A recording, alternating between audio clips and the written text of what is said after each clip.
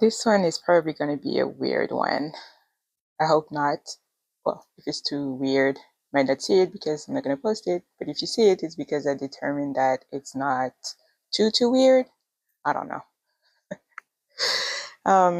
The reason why I'm saying that is because I had a plan for a video and a topic. I've been planning like different topics for different weeks, and I had to scrap what I wanted to talk about this week because something happened and I needed to talk about it. And I figured I have a channel now, and maybe me talking about it might help somebody else. So here it is. So today I went out for a beautiful walk. It was kind of cold-ish, windy, but I was thinking I really want to spend the day at the park, at least, 3 hours or something. Because I haven't done that in a long time, and I really love spending time outside, just walking, clearing my head, thinking about all kinds of things, thinking about nothing, just enjoying the sound of nature.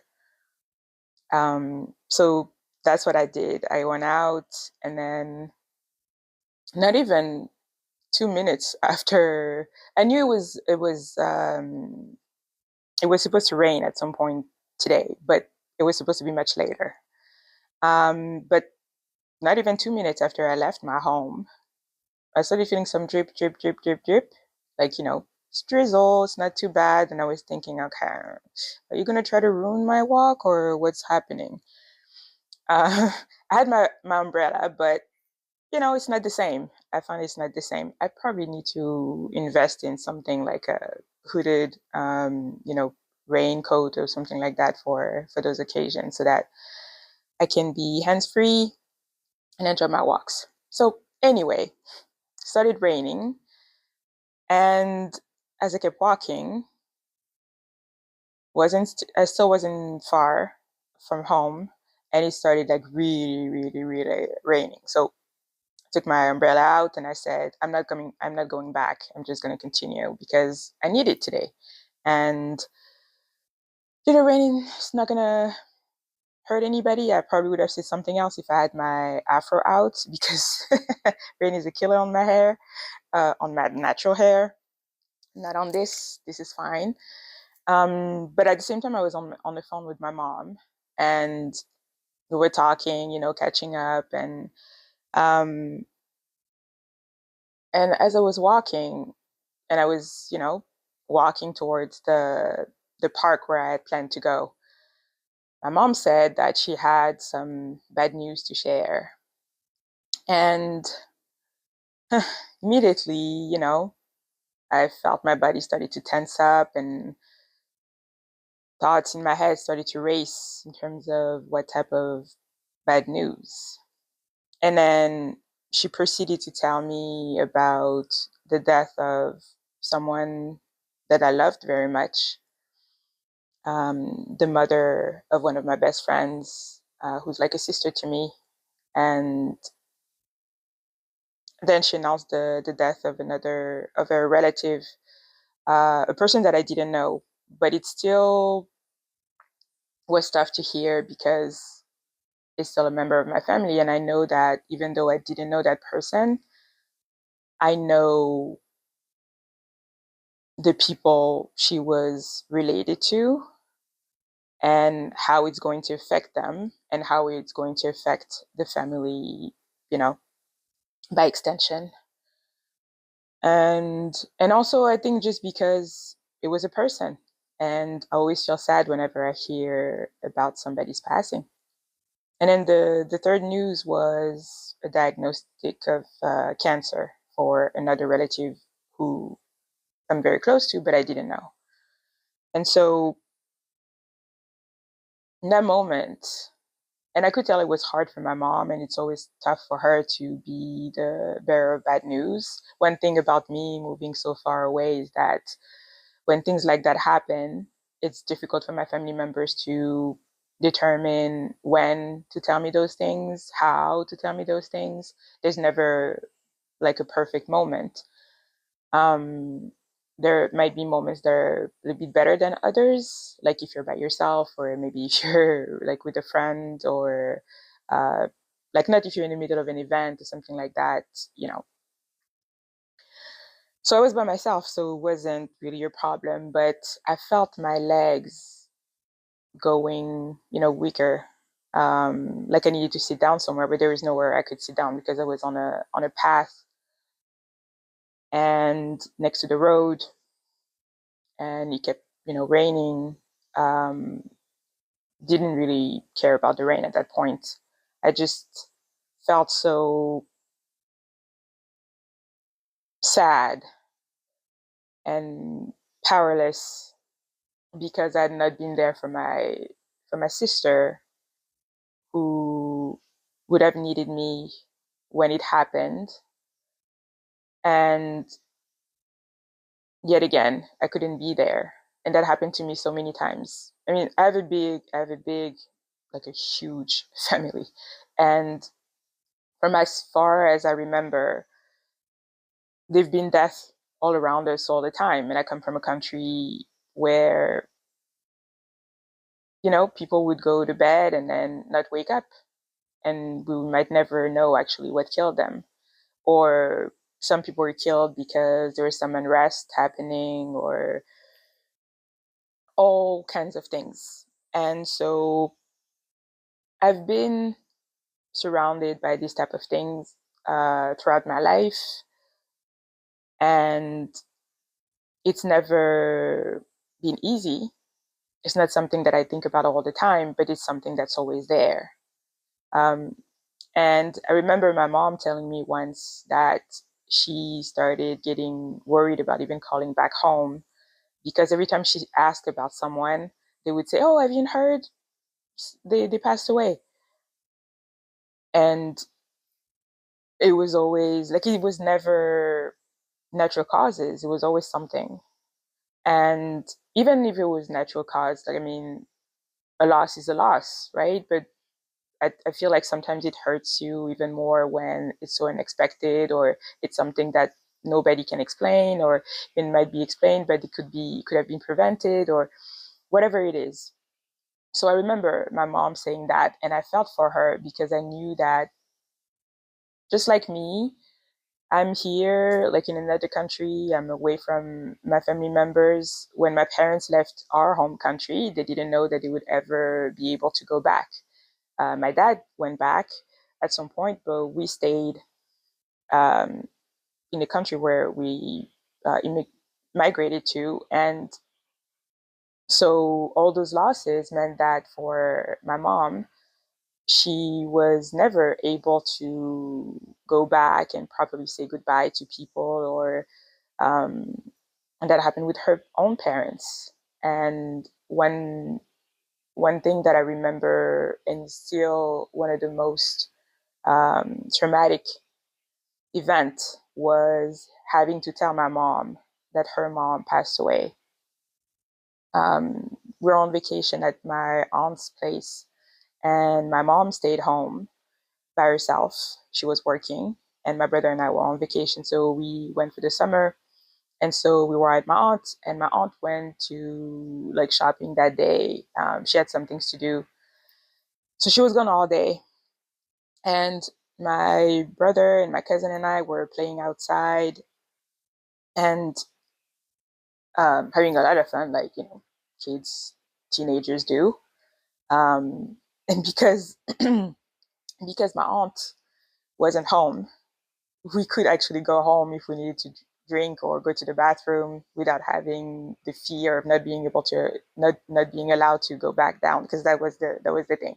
If you went out, if you come back, that's it. You're not going back out. So she wasn't there, so I went back up to, I think, maybe fetch some water and go to the bathroom, and then bring the water back to the boys. But my the phone rang, and I picked up, and it was my uncle, my mom and my aunt's brother. who was back home, and he called and he said, um, he told me that my grandma had passed, and he told me to tell my aunt and my mom. I think it was him who called. Yeah, I'm pretty sure it was him. So I'm feeling the emotions right now. I went down to tell the boys, and we went back upstairs. And if you're watching now, I'm talking to my brother and my cousin now. If you're watching now, I'm not blaming you for, making me do it, like, because they said they just couldn't. Like, one of us had to call my mom to tell her, and they just couldn't. So I ended up doing it. And in hindsight, I should have probably made sure that my mom was with someone else, but I didn't. And so when I called her and I told her, I felt like I had unleashed a bomb on her without thinking like what's gonna happen once it explodes, and then who's there to save her, who's there to pick up the pieces of that thing. So sorry. I so I told my mom, and then she said that she was gonna be okay, but that she's gonna take the train the following day and come be with us. So then we knew my aunt was gonna come back, and we're gonna have to say it again. And I'm not doing that again, because in that moment I've just felt so awful, and I just did not have the bandwidth to do it again. And in person this time, in the same room with my aunt, there was no way. So we had another aunt, like one of my mom's and my aunt's cousin who lived in the neighborhood. So I went to her place, and the place was packed. She had like so many people there. I took her to the side and I started crying, and I told her what happened, and she came back with me. And then my aunt came back later, and um, she told her, and I can still hear the scream that my mom's big sister, let out. And then the day after, then people started coming, like people started just showing up to pay their respects. And the day after, my mom came with another aunt, and when my mom and her sister saw each other, they screamed also, and I can still hear it in my head. And I would never forget those couple of days that stayed with me. I always remembered the feeling of having to tell someone who's so far such news, and now it's me. Every single time that something like that happens and somebody has to tell me, I have a lot of grace and compassion for whoever is going to tell me, because I know that they're going to feel the way I did when I had to tell my mom. And I never know how to process when I was talking to my mom earlier today and she told me all those news, and I just felt like I could not call my friend in that moment because I was not going to be able to speak, and I did not want to be crying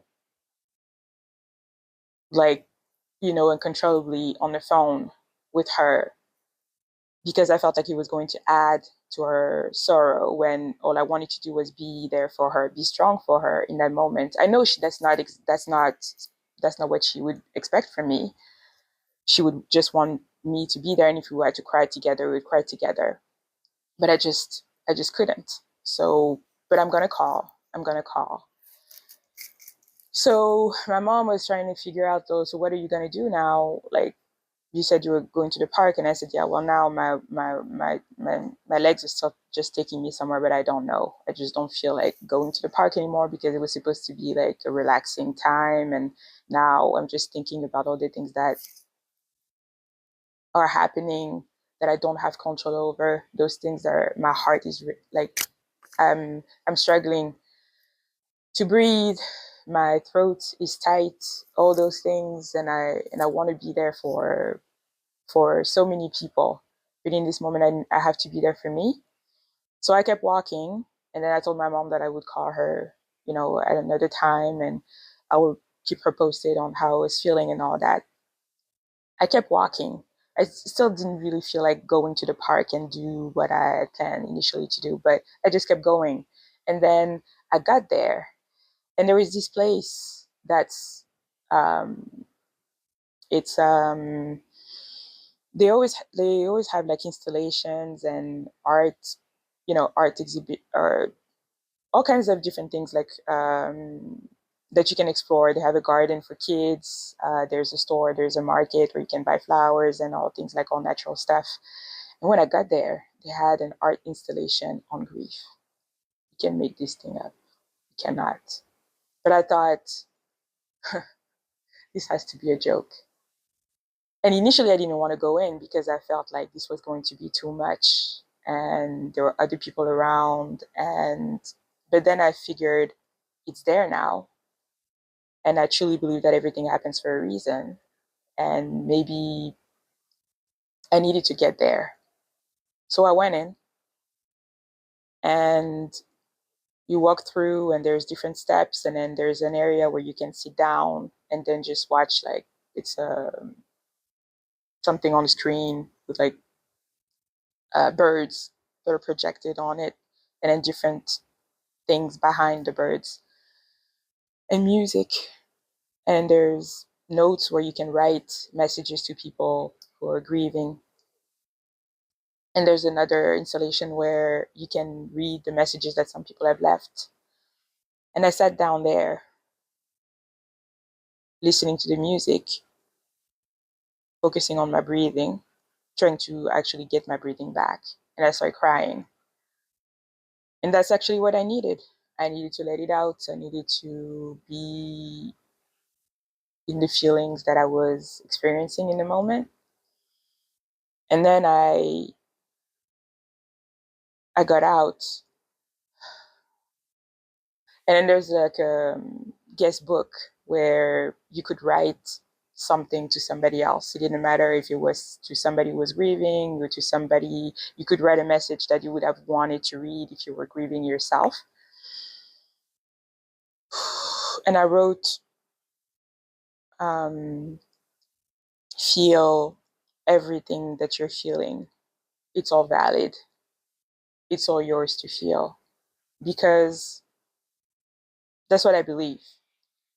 Grief has so many emotions that we don't necessarily understand. We don't, like, you can feel mad, you can feel upset, you can feel sad. Sometimes you can feel joyful. Something you can feel like laughing at like a memory or something like that.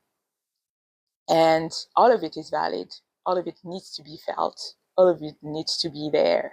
And you just have to let it be and not worry about, oh, I shouldn't be feeling this. No, not judge yourself and not let anybody else judge you for what you're feeling. You don't have to tell anybody that you're feeling those things, but allow yourself to feel those things, because that's really important. And so that's what I'm doing. I'm feeling everything very deeply. And that's my message, actually. Um, yeah, whether it's about grief or anything else, we really need to allow ourselves to feel everything. Then we can try to make sense of it. But the first thing is really to allow ourselves to feel everything. And I encourage everybody to do that. It's hard. It's hard. I, yeah, it's hard. But somebody said that grief is love that has nowhere to go. Yeah, that sounds about right. And it's the case whether you're grieving somebody else, somebody that you knew, somebody you didn't know. you're grieving parts of yourself. I already told you, I think about the fact that because of my disability and my health situation, I'm constantly grieving different versions of myself. Um, and we're surrounded by grief all the time. If you watch the news, I feel like most of us can feel the heaviness of all the things that are going on around the globe. And sometimes just in your backyard, um, deaths that don't need to happen, but that are happening anyway. And when it's not death, it's just trauma, it's just suffering. It's everywhere. It's everywhere. And so feeling the feelings is very important. And then we have to go on, but we never forget. We don't get over it. We just live with it. And we find ways to cope, talking to someone, journaling, talking to a camera, whatever it is, whatever works for you, do that. What I'm going to do now that I'm done talking to you is sit with my emotions, continue to do that, and figure out what my next step is going to be and how I'm going to be the friend and sister that I need to be for my loved ones. Yeah. I thank you for allowing me to do this. And I thank you for watching as always. And I will see you in my next one. Bye.